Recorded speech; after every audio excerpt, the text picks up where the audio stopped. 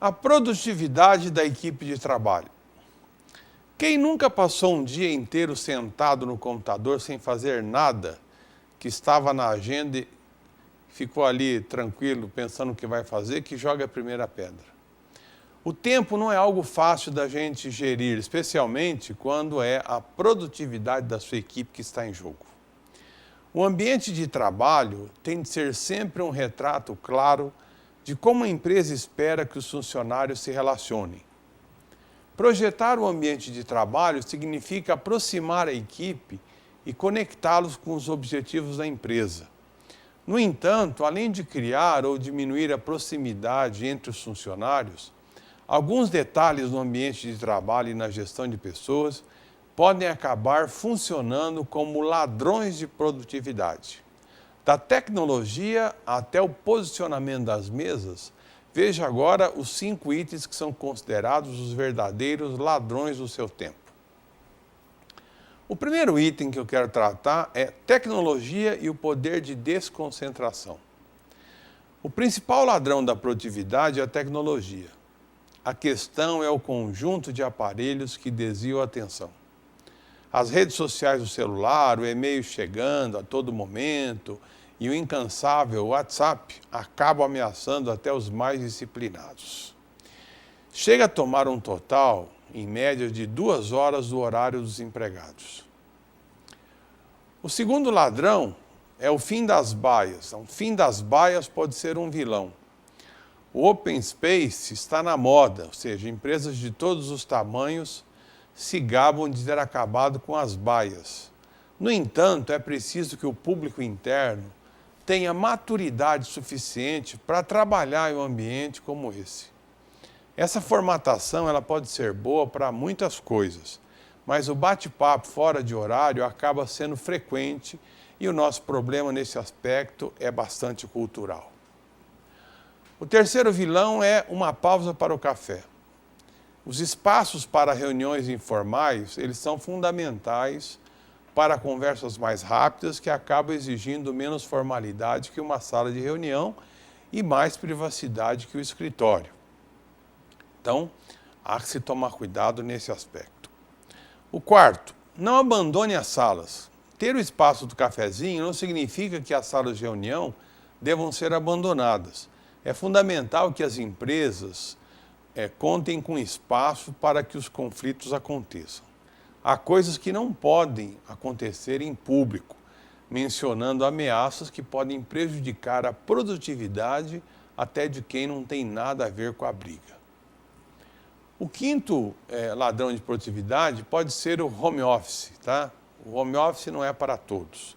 Não é porque nos Estados Unidos a onda do momento é mandar todo mundo trabalhar em casa que o modelo vai funcionar com perfeição por aqui. A cultura da equipe deve ser novamente o fator central nessa decisão.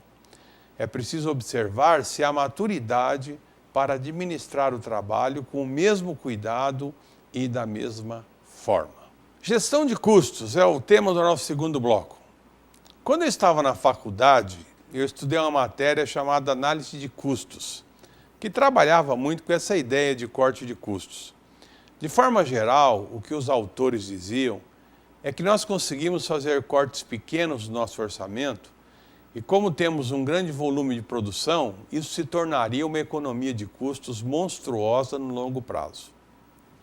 Na mesma linha, eu já ouvi falar daquelas contas mirabolosas de quanto você consegue economizar em um cafezinho. Por exemplo, se eu economizo R$ hoje, se fizer isso todo dia até o fim do ano, eu vou economizar R$ 420. Imagina se você fizer isso com várias coisas na empresa, então. Apesar dessa lógica fazer muito sentido em alguns setores da indústria, em que há uma grande escala de produção, numa microempresa dificilmente essa conta fechará. Na prática, uma pequena economia multiplicada por um volume muito grande, que é o caso da indústria, por exemplo, gera uma economia relevante. Porém, na microempresa, uma pequena economia multiplicada por um pequeno volume resultará em um número pequeno. Então, não faça uma economia burra.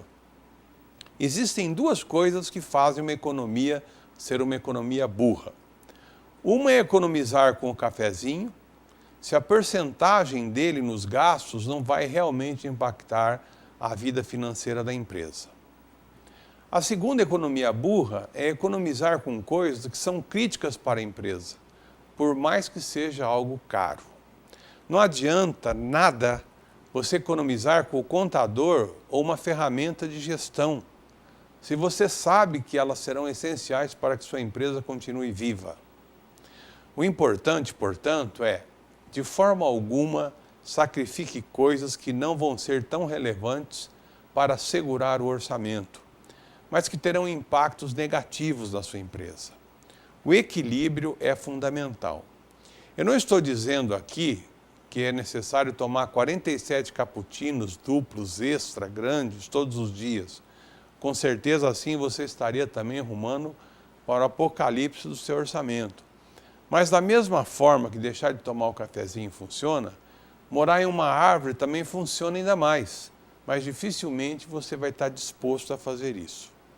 Trazendo para o contexto mais próximo da vida empresarial, economizar comprando um computador velho e gasto pode te economizar, por exemplo, R$400. Porém, é bem possível que ele vá te dar muita dor de cabeça no dia a dia. Mas nem por isso também você precisa comprar um computador importado por R$15.000. O segredo é sempre o equilíbrio. Os gastos têm sim que ser levados em consideração, porém de forma inteligente. Veja o que é relevante no seu dia a dia e o que você consegue cortar sem ter que incomodar em nada e ainda assim ter algum impacto relevante no caixa da sua empresa. Se formos economizar algo, vamos economizar tempo. Existe algo que é bem simples de economizar e que vai quase sempre te ajudar muito. É o tempo. E o tempo é dinheiro. Mais tempo te permite focar no que é essencial e que realmente vai te ajudar a ganhar dinheiro. Então, sempre foque em atividades e ferramentas que vão economizar o seu tempo. Vamos responder uma dúvida de um telespectador que diz o seguinte: estou procurando um apartamento para financiar. No entanto, a oferta é muito grande e os preços estão altos. A realidade da economia me assusta, pois a sua perspectiva não é boa. Será que comprar esse apartamento agora, neste momento, é um erro, pois os imóveis podem voltar a valores justos em 2 ou 3 anos? Ou é melhor evitar o gasto com aluguel pagando algo próprio? Então essa que é a pergunta do nosso telespectador. A minha resposta é a seguinte: nos últimos anos, o governo adotou uma série de medidas de estímulo ao crédito que levaram o sistema bancário a baixar os requisitos para a obtenção de financiamentos imobiliários. Essas medidas, elas contribuíram para o aquecimento do mercado imobiliário e impulsionou significativamente o preço dos imóveis. Impulsionou de tal forma que é muito mais do que pode ser explicado pelos fundamentos do setor.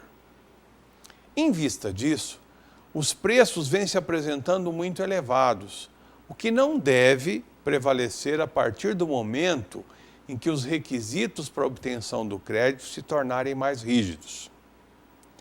A título de ilustração, o imóvel, por exemplo, de R$1 milhão, ele pode ser alugado hoje por volta de R$4.000.